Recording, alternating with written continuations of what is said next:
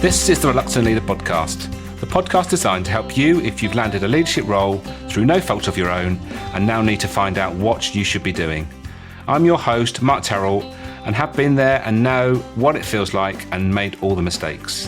In each episode, I'll be getting to grips with a leadership topic by interviewing an expert in their field. You'll find out why they do what they do and take away some top tips you can use to become a more confident leader. For more content and to keep in touch with how the project is developing, go to www.thereluctantleader.co.uk. If you have any comments about the episode, you'll find me on LinkedIn, Facebook and Twitter. So let's crack on with the show. Today I'm talking to Susannah Brade-Waring. Susannah is a finance director turned coach and consultant. Susannah and her husband Heath have two businesses. The first, called Aspirin Business, is for her hands-on work in developing high-performing managers for both corporates and family businesses.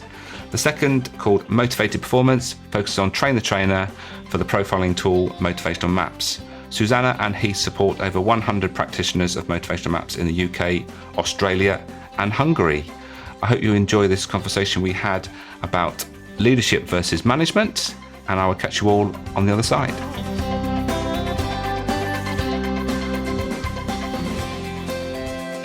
So Susannah, welcome to the Reluctant Leader podcast. Thank you. Before we get into the subject, which is we're going to talk about the difference between leadership and management today, I think it'd be interesting for us all to hear of why you do what you do and what was the pivotal moment that took you down this route. For me, the two things obviously are intertwined. I used to be a finance director, and now I'm a coach and consultant, so I'm quite an odd mix, really. But it really came from that pivotal moment when I was implementing what I knew and was a great set of financial controls, and I knew they could have a massive impact on the bottom line of the organisation. And I spent a lot of time myself and with my team developing up this system, but very, very little time actually engaging the people whose input would be crucially important, which was the project managers. And I realised at that point it didn't matter how good I was or how good I believed I was, if I didn't actually want to know what other people thought, what their ideas were, what their concerns were, why they were behaving in the way they behaved, and ultimately how to co-create. And I realised that if I wanted to make the impact and the difference that I wanted to make, I had to embrace this kind of dark art.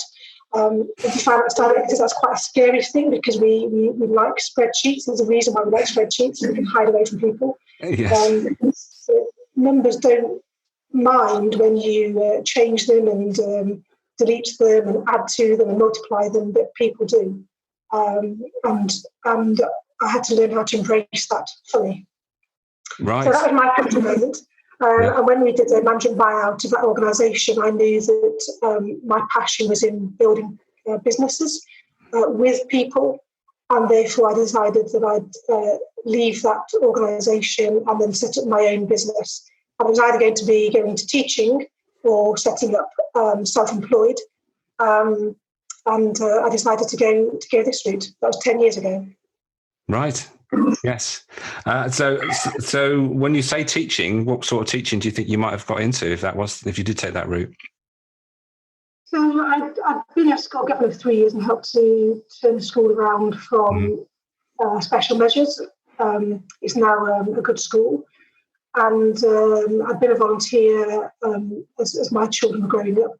And I was still a volunteer in the school. And I got a place in a university for a conversion course and a place in a school. And then my organisation said to me, stay, work part-time, write your own job description and set your own business up at the same time. And that was a far more certain route for me. And I'm really glad I did, because I would have wanted to have risen through the ranks to become a head teacher so that I could have that impact and that more strategic view across the school. But the way that it runs and the way that there's obviously a huge amount of red tape, the curriculum changes an awful lot.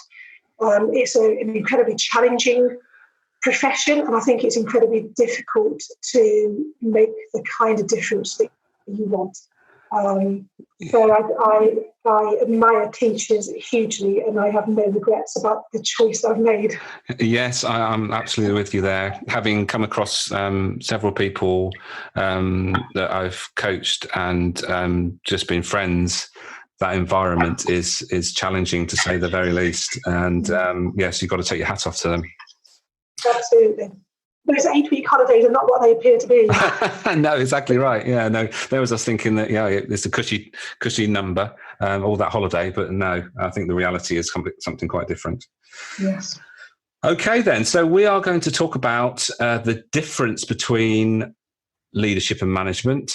How would you start this conversation? Where would you pitch it? For me, I start it by, if you think about having two boxes next to each other, one which is leadership and management, that's the traditional view of that. For me, it's more like the infinity sign.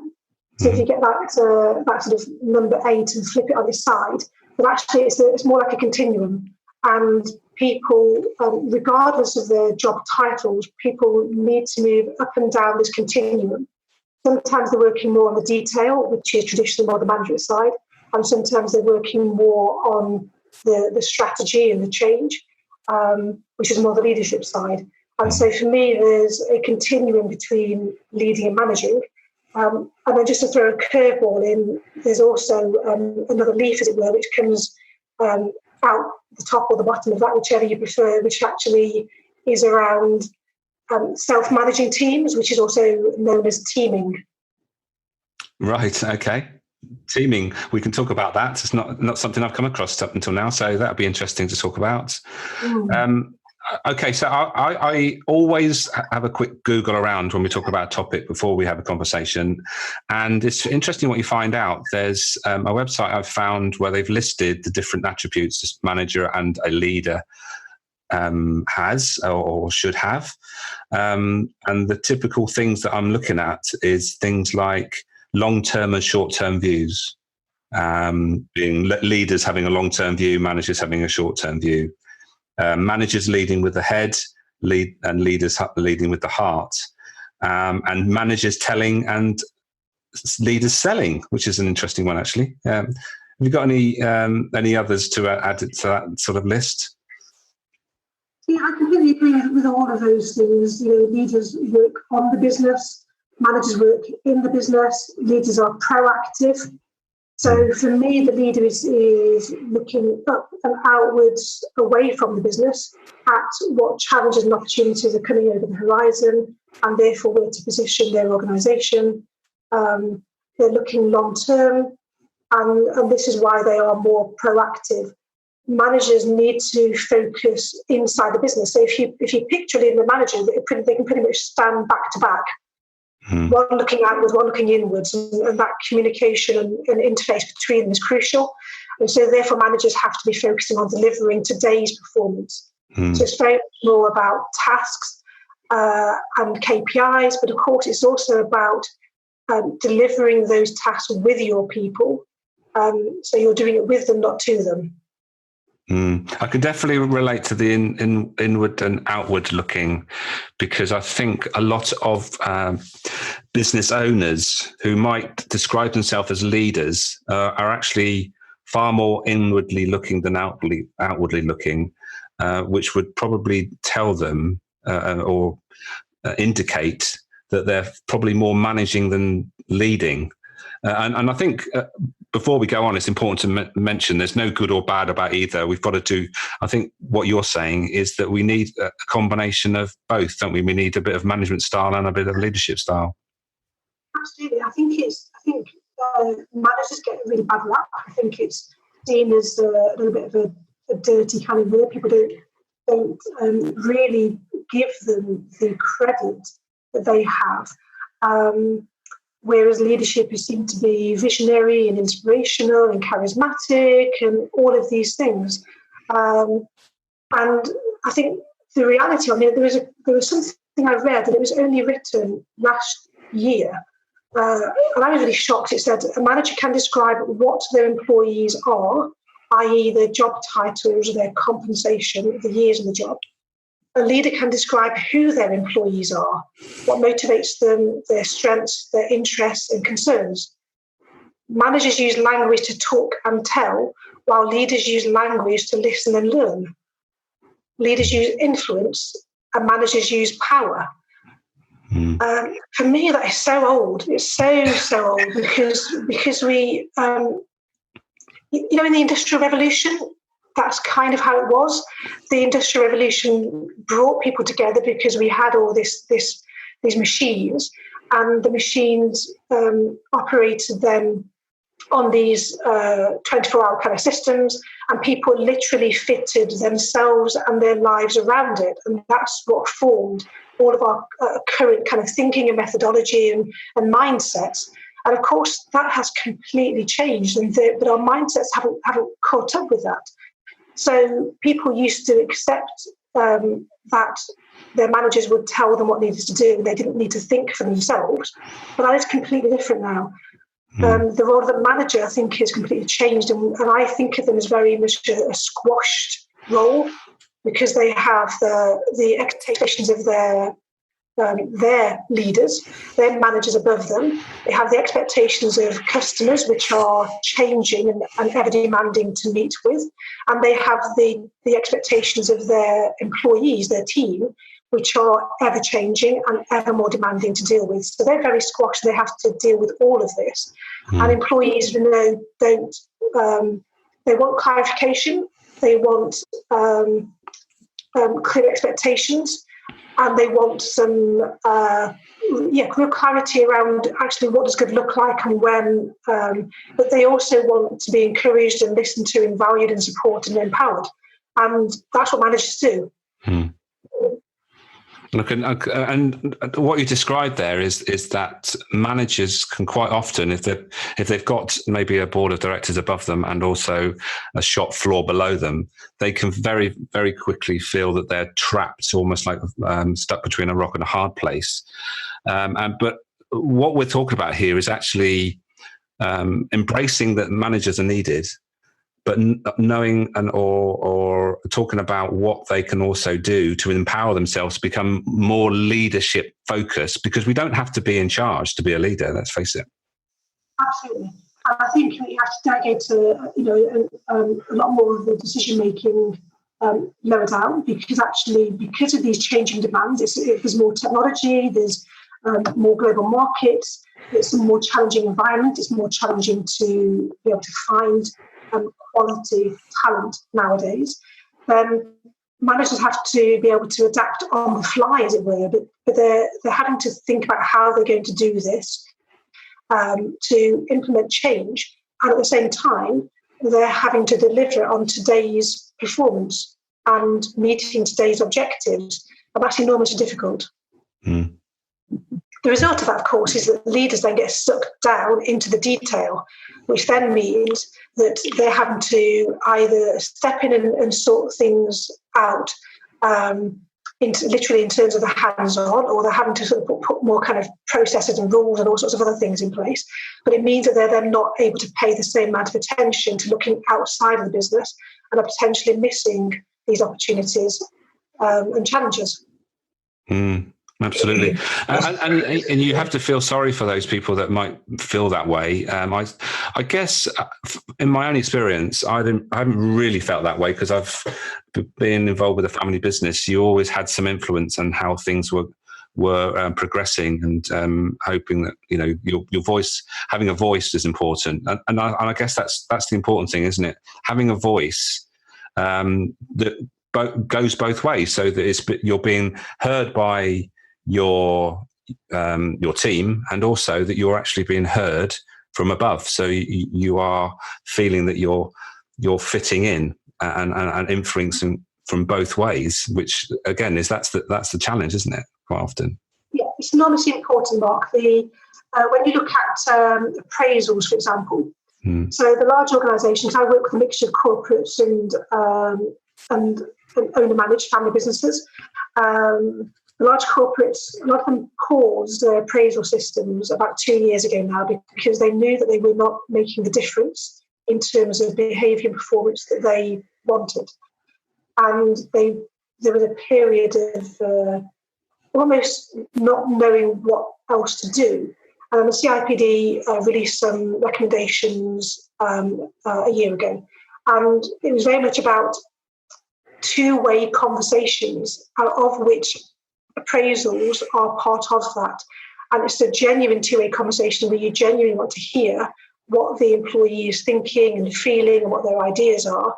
And of course, all of that is important for generating ideas into the business, because of course they're at the shop floor. They understand a lot of the actual day-to-day challenges and things that are getting in their way.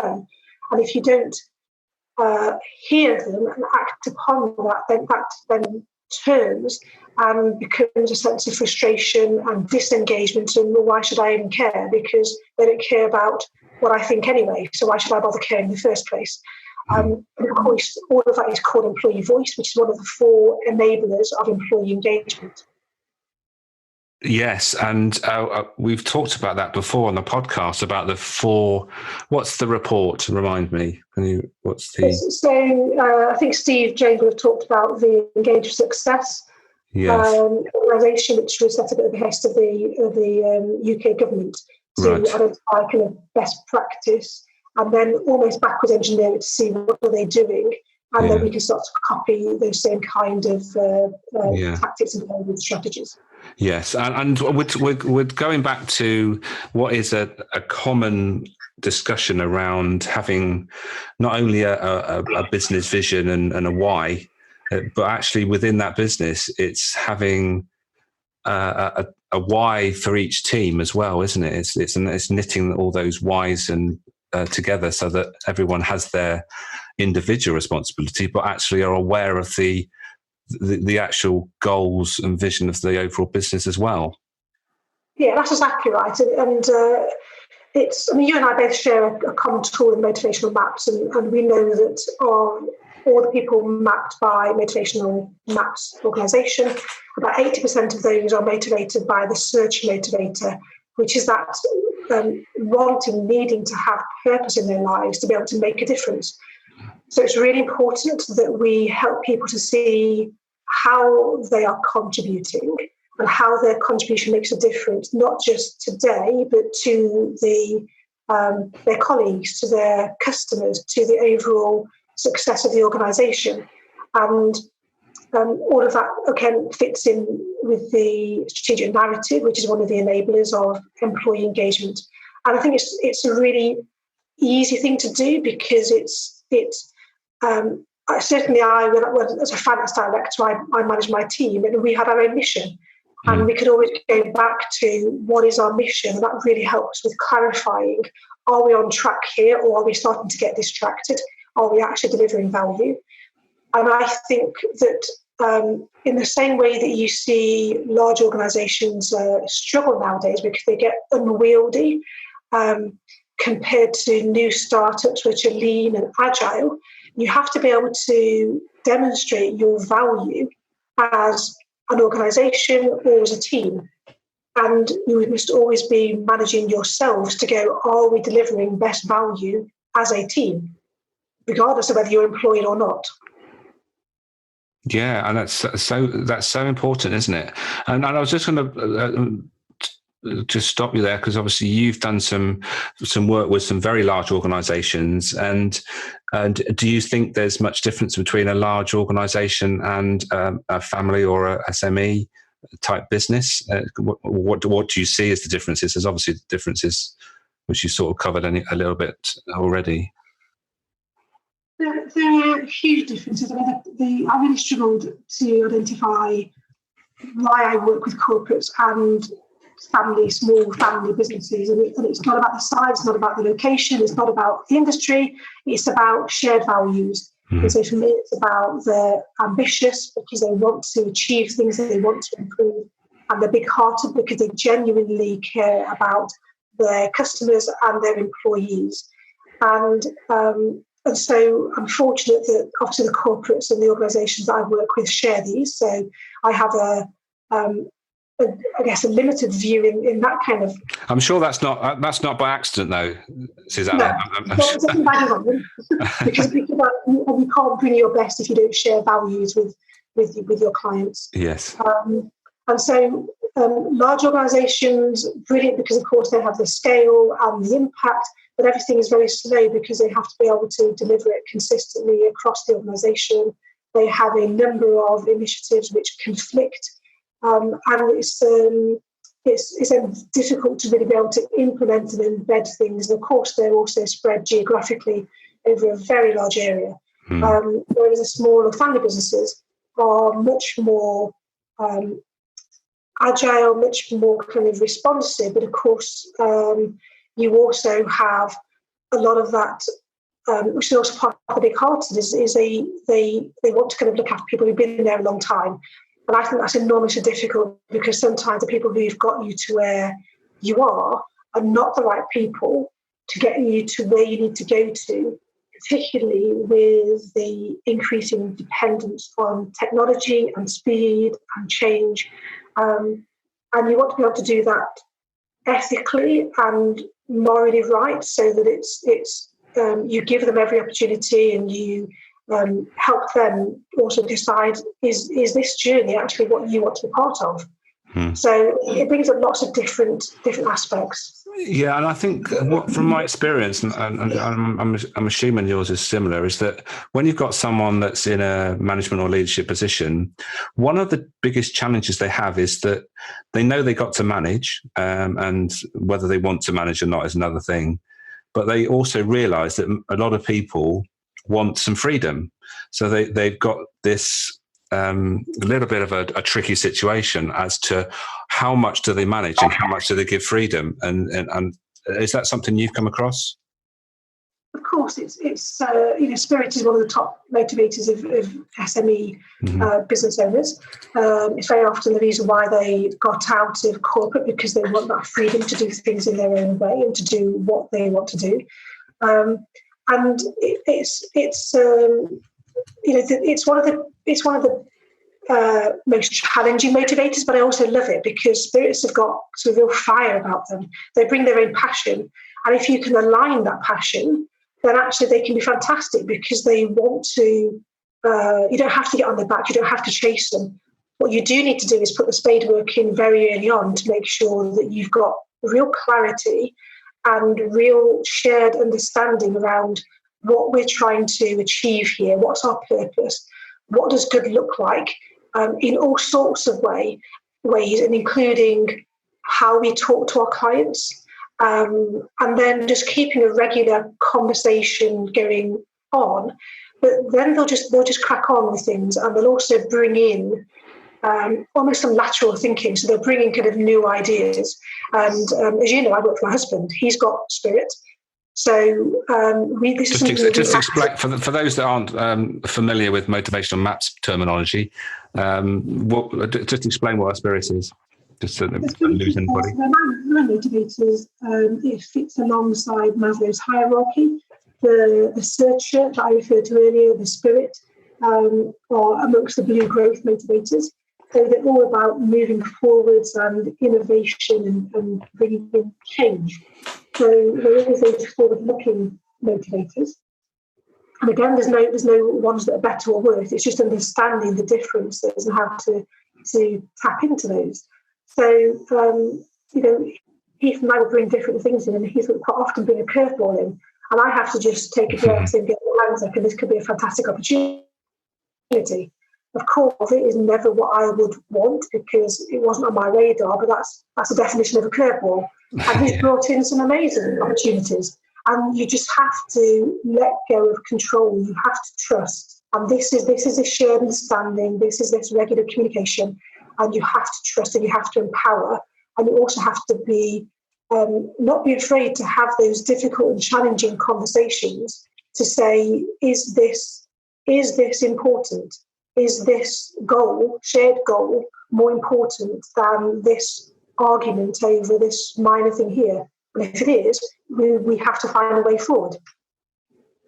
Yeah, and that's interesting because I was just looking down this list again that I found on when I googled this leadership versus management thing, and one of the things is they list subjects as direction.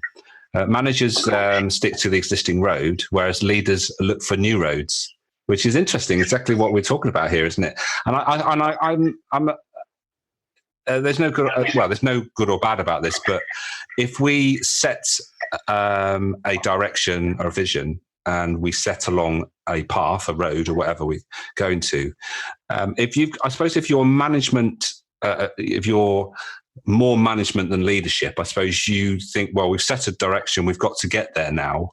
Whereas I guess when your style is more leadership, is actually, well, we started down this road, but when we come to the fork in the road, we've got to decide which fork we take, because we know that this road isn't going to be just one straight road, because it's going to be quite windy along the way. So it's actually flexing either that management or that leadership style at the right time, isn't it? Absolutely. So it's really important that we have both sets of interests and talents to go alongside that, regardless of the role, and we set aside time to do both of those things. So you're right, the leader should be focusing on that effectiveness. So are we doing the right thing? So they should be looking for that fork in the road, and they should be creating forks in the road and actually going, what's the best way of achieving this, and regularly stepping back and taking stock of what's working well and what's not.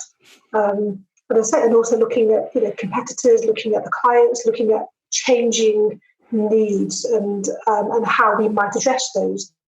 Managers are paid to deliver today's performance, and that's really important. Mm-hmm. At the same time, they need to be problem solvers, so they should always be looking for more ways to increase efficiency and to be real problem solvers.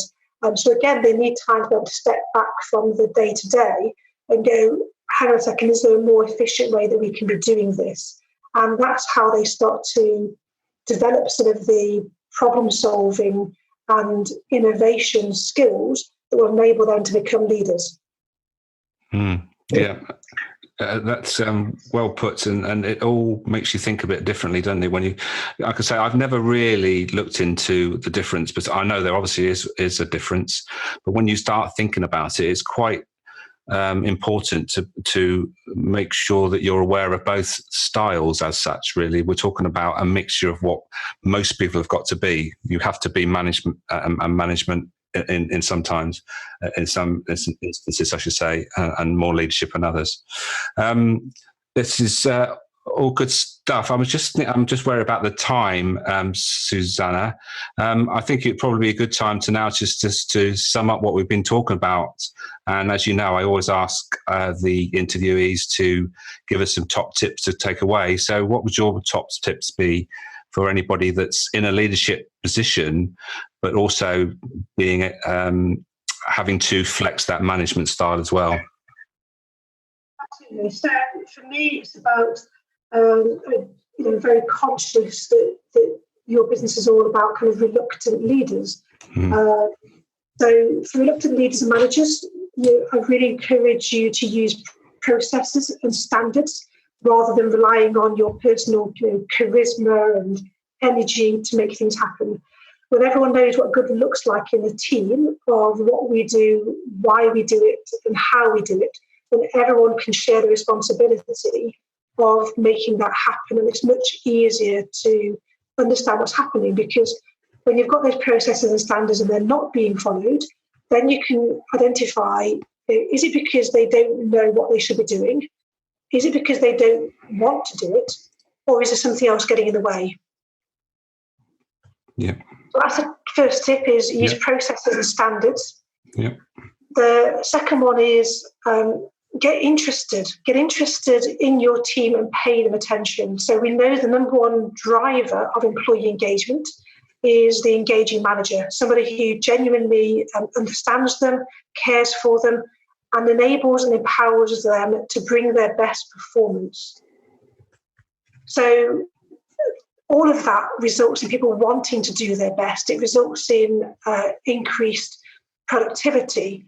increased innovation, increased net promoter scores, increased employee retention. And that's massively key right now because it's very difficult, as you said, to recruit talent. So you've got to make sure that actually you invest in keeping and growing the talent that you have. And then thirdly, rather than looking at management development as just a cost, use it as an opportunity to create your dream team. And don't wait until the end of the management development to influence the outcome of it. So pay attention to the people who are keen to learn and give them opportunities to develop their skills during the development. And also pay attention in particular to those who are not keen to engage and actually are not using that opportunity to make a difference. And then hold them to account, start having those difficult conversations then and see if they want to turn it around or not, because they've been given the opportunity to learn how. If they don't want to, at some point, you're going to have a conversation and decide which way that goes. So, just kind of going back on that, use those processes and standards, get interested and pay attention, and use management development as an opportunity to create your dream team and decide who's in the boat and who needs to get out of the boat. Brilliant. Thank you, Susannah. That's summed things up very nicely. I'm sure there's loads of value there. I'm sorry that we've run out of time, but I thank you for your time, and hopefully we'll get another chance some time to have another discussion. Absolutely. Thank you very much, Mark. It's really lovely to discuss this with you.